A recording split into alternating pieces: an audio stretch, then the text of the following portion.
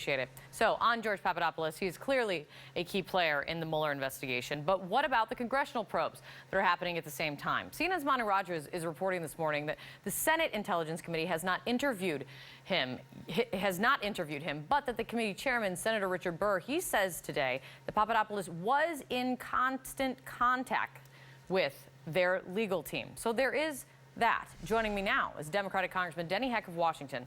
He's a member of the House Intelligence Committee. Congressman, thanks for coming in. You're welcome, Kate. So the reporting that I have at least seen is that your committee has not had a chance to meet with Papadopoulos either, but has he been on your radar as well? So anybody and everybody associated with the Trump campaign that may or may not have played a role in alleged collusion would be somebody on the radar. But as to the specific people that we have interviewed or will interview, we've made a pledge not to reveal that or disclose that unless, of course, we make the exception, as we have this week. Tomorrow, the social media platform companies will be in, and as has been announced later in the week, Carter Page will be in. Would it be wrong to say that your committee has been in touch with Papadopoulos, albeit you haven't interviewed him? It would be wrong for me to disclose that either way, Kate. That is what would be wrong. In light of the charges, let me get to this then. You're keeping your pledge. Good for you. In light of the charges, some Republicans have been dodging questions on Capitol Hill about how they're reacting to all of this. Others have had this to say. Listen to this. It is big news.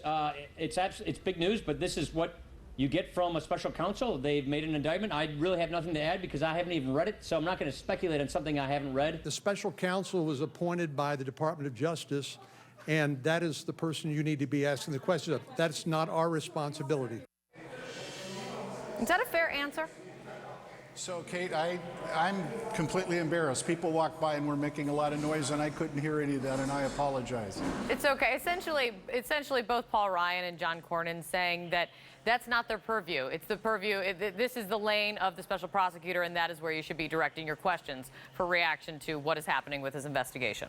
Well, it's certainly consistent with what Speaker Ryan has done all along, which is, in my humble opinion, not give enough credence to the importance of this investigation. But despite that utterance and despite previous utterances, we labor on. We will continue to.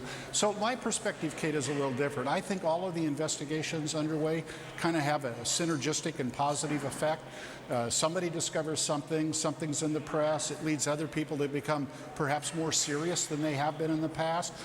Truth of the matter is, I wish this were going better in some ways, but we are a million miles from where we were last January, and that's good news for America. Well, what do you mean going better? I mean, because I wonder, I have been wondering if the announcement of charges yesterday, does it get in the way of your investigation at all? No, I think it propels it. Anytime and every time that there is a disclosure or a revelation of a material and substantive nature, I see some of my majority party colleagues lean into this a little bit more with earnest than they had previously. So I think it's going to end up being constructive. So look, think about where we were 10 months ago. The claims, especially by the administration and some majority party members, were this: it's all a hoax, there was no interference. Well, that's long since dropped away. Then it was, yeah, well, there may have been interference, but there was no talking, there was no collusion between the Trump campaign and cutouts or Russian government representatives. And the fact of the matter is that's now all fallen away. You know, third, what we're going to get to here, Kate, is, well, maybe all of that's true, but it didn't affect the outcome of the election, except we're now learning from the social media platform companies that, by golly, more than half of the American public actually was exposed to some of this disinformation that was put out by the Russian government. So one by one, they tend to be falling. Well, let me ask you this on this point of what the line is coming from Trump and President Trump and his team. Here's the line today: collusion is not illegal. That's the word from one of the president's personal attorneys, Jay Sekulow. I mean, he literally said there's no crime of collusion. Technically, I guess he is not wrong. What do you say to that? Well, I say that these are the same people that first said there was no interference, and these are the same people that then said there was no collusion. So they were wrong in both those instances, and we'll see where this goes. Look, I've said it to you on your program before. Bob Mueller is not going to be intimidated, and he's not going to be misdirected, and he's not going to be delayed or deceived or in any way distracted by the president's tweets. He's coming at this as the consummate professional that he is. Your committee is also meeting with Carter Page this week. He is another foreign policy advisor to the Trump campaign. He's actually was on the same foreign policy advisory committee that Papadopoulos was on, and he was also, of course, under scrutiny with his trips and connections to Russia. Here's what he had to say about yesterday's developments. Were you guys on email chains together, you and Papadopoulos? Look, there's a lot of emails all over the place when you're in a campaign. Right, but yes or no, like, were you in email chains with Papadopoulos? Probably a few, yeah. Were you in email chains with him about Russia? It may have come up from time to time. Again, you know, there's nothing major.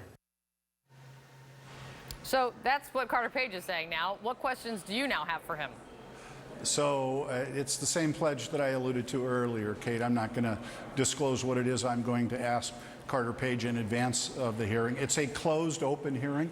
Only in Congress could we come up with a phrase like that. What that means is it's closed to the public coming in during its occurrence, but afterwards the transcript will be made public and then all shall be revealed. Closed open, that seems to be very emblematic of what we see in Congress. Real quick, the name George Papadopoulos, when that popped up yesterday, was that news to you? I was actually a little bit surprised at his plea bargain. I think it's probably pretty indicative of conventional wisdom in this case is actually accurate. It often isn't in this environment, as you know. I think Director Mueller is putting a big squeeze on some people, and he's probably doing it through Mr. Papadopoulos. One of the names that did not come up that surprised me, frankly, was General Flynn. I kind of expected him to be on the list just on the basis of what we know he did through open sources. But clearly, as some people would like to say, this is not the beginning of the end, Kate. This is the end of the beginning. Do you think Michael Flynn comes next? Is that what you're saying?